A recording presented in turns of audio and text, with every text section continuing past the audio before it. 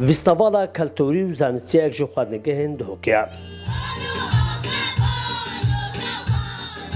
Ji bo ku xwendkar û qutabî ser cilûberg û corên xwarin û keltûrê Kurdî aşina bin. Xwendkar û qutabî bi cilûbergên Kurdî û bi nimayîş û stiran û nîşandan û amadekirina xwarên Kurdî bejdar bûn. Zêdebarî nimayişkirina çendîn kerestên serdemên kevin.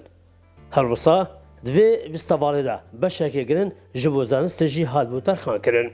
ام وان جورین خواردنان شا قطابیان دا این دا قطابی کلتور خوین کردیش بیر نکن و دا بزانن کات بری دا چه خارن هاتینا چه گیرن و چه خارن هاتیا خارن و گلک جورین خواردنان جی قطابیان و هر واسه مامستان جیتینای بجداریات دا کری دا خارنت کردی برزنه بنو هر دیار بمینن. افتشتم بدست چکرین و میت اینه وره جبو پشازیه کنه و امشانازی پالات خود بین.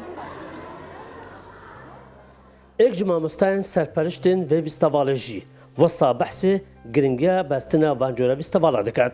Gerana avan Vîstavala gelek giringe ji bo hindê ku cîlên weke an neweyên weke wextê dibînî din avan tişt hene şnêka dê hest pêket ka bab û bapîr û serdemê berê ka çend zehmet hatiye birin û çend wastiyan hatiye birin û ev curê hene di keltûr û folklorê gelê Kurd nîşa xelkî de din ev zarokê hene ev cîlê hene dibînî din ku tiştekê gelek mezin et nav keltûrê me da hebûye û peyda bûye û înşallah me pê gul kiriye em vê nîşa zaroka bidin zaroka fêr bikin ku filan ekîd ev keltûrê hene ev folklorê hene giringiya xwe ya hey بۆ جیلên weke çunkî tiştê ciwan cilûbergê me karê me hemî taybet in.